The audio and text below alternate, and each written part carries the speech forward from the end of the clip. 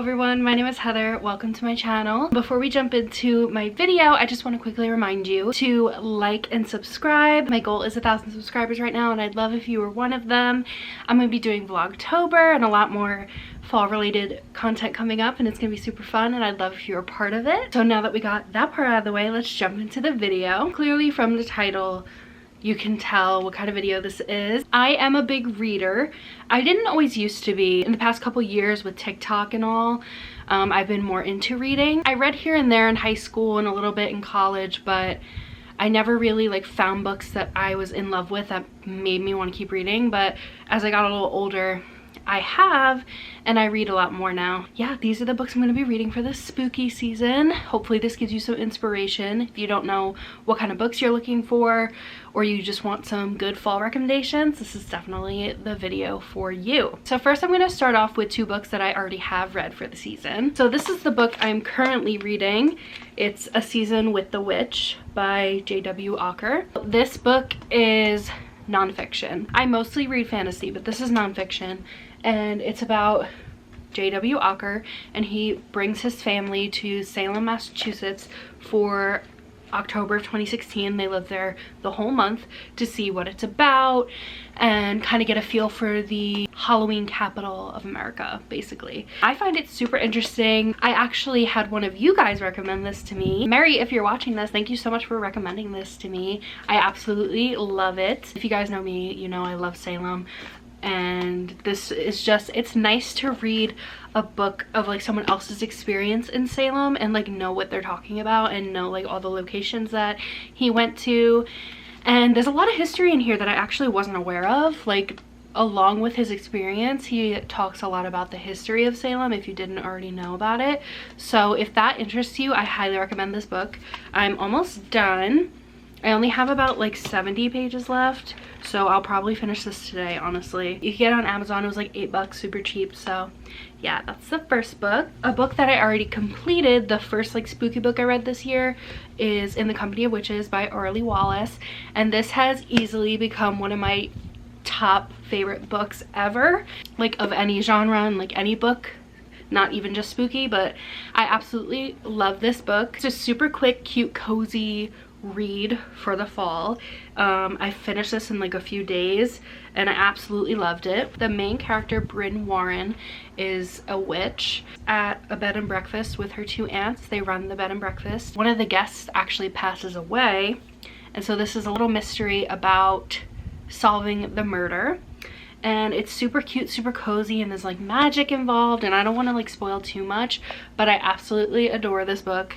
So if you take anything away from this video, definitely get this book. It's a quick, cute, cozy read, and I love how small the book is. It was so easy to carry around and bring places. It takes place in a cozy New England town, which obviously I pictured Salem while reading this. You don't have to. The town is Evenfall in New England, but I just thought it'd be super cute and I absolutely loved it. And so I got the second one, When the Crow's Away by Auralee Wallace. It's the second of the series. I don't know if it's necessarily a series or it's just about the same characters and it's another mystery. I'm actually not sure what this one is about. Bryn and the aunts are in it, and it's the bed and breakfast too. Bryn, the main character, is trying to help a ghost who thinks he's been murdered. So that sounds really cute and really interesting. I'm probably gonna start this as soon as I finish this book. So yeah, this book looks super cute. I hope it's good. I loved the style of writing of this author. So I figured, same characters, same vibe, just continue to read more about this cozy little bed and breakfast. I have both in the series, so I'll definitely be reading this next. I've been waiting for this. It took a couple days to get here and I've been waiting. So once I'm done with A Season with the Witch, this will definitely be my next read. Next, I actually saw this on TikTok. I saw this on TikTok as well. That's how I got introduced to it. I saw it on Book Talk of cozy books to read for the fall. And I saw this on Book Talk as well, The Bakeshop at Pumpkin and Spice. I don't know too much about it other than it's like a cozy fall romance. It takes place in Maine, Moon Bright, Maine. It's from the cover, like you could just tell it's like a feel-good fall pumpkin spice loving coffee shop vibe. I don't know when I'm gonna read this, probably right after this one. I'll probably read this one. I definitely want to read it during spooky season. It takes place at Bella Luna's Bake Shop, a family business. This is what got me. Between good-natured Halloween tricks, frothy pumpkin lattes, and some very special baked goods, for 3 Moonbright residents looking for love, whether they know it or not, the spookiest thing will be how magical romance can suddenly be. Like, I just think this will be so good as like a cozy, feel-good fall read. So I'm excited for this. I saw good things about it on TikTok, so I'm super excited to start this. So those are the books like I kind of have set in stone 100% need to read this spooky season. And then next up I have The Once and Future Witches by Alix E. Harrow. I've heard nothing but good things about this book. I just know myself and I'm not sure if I will get to it before Halloween, but I'll definitely read it eventually. But this, ideally, I would love to read this season. I honestly don't know too much about this. I bought this last year and I never got the chance to read it. I wasn't as much of a reader as I am now. I don't know why I had these stickers still on it. I honestly don't know too much about this. I just bought it because I liked the title and the back seemed interesting, if you want to pause to read it. But then I was on TikTok the other day and I don't know if this is true, but apparently this is a good sapphic spooky read, so that really interests me. Not sure how true that is because I have no idea. It's a little lengthy, but it seems super interesting, and I'm the type of person I will read this no matter the season, just because I love witches and I love like spooky stuff. If you know anything about me, you know that to be true. So I will probably read this year at some point. And yeah, but if you've read this, let me know what you think, because this is definitely on my TBR. Then here I have The House of the Seven Gables by Nathaniel Hawthorne, and I want to read this at the end of October while I'm in Salem. I want to be reading it because I'm going to Salem in October, at the end of October. It's not like super set in stone, like we have the hotel booked and everything. It's like 75% sure that we're going.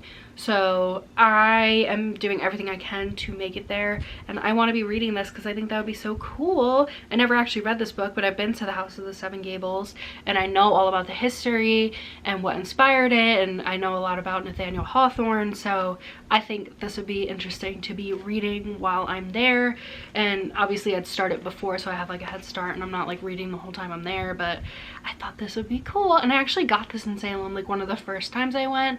I think in either like 2017 or 2018 I picked this up in the visitor center, and I never read it, so I think it would be the perfect time to read it now. Then I have this book, Queering Your Craft. This isn't just like a Halloween book, this is like about witchcraft and like stuff with like a queer point of view, and I want to start reading this, or at least like flipping through it soon, which like has nothing to do with Halloween, but I thought it would be the perfect chance to, and I wanted to show you in case you were interested. I don't know if you're queer or a witch or neither, but this might be of interest to you. I think this would be the perfect little witchy read if you really want to embrace your like witchiness this spooky season. And then finally, this isn't a book really to read, but I want to have it out and like I want to like flick through it. I'm a big horror fan. I haven't always been. Lately I've seen like most of the iconic Halloween movies, most of the iconic horror movies, and I bought this a few years ago, but I don't think I ever actually like went through it. It's an illustrated history of vampires, zombies, monsters, and more, like horror, and I thought it was so cool. Like they have stuff from like all different horror movies, from The Shining, Amityville Horror, Halloween. Like this is just a really cool book, and I got it from Barnes & Noble a couple years ago, and I never like actually flipped through it. I just like bought it to have it, and at that point I wasn't even a big horror fan, so I don't know what made me get it, but now I am, and I've already watched so many horror movies this season, so I will definitely be flipping through this and have it out on display for the season. But regardless, horror is horror. You can watch horror all year round. So yeah, those are all the spooky books I'm going to be reading this season.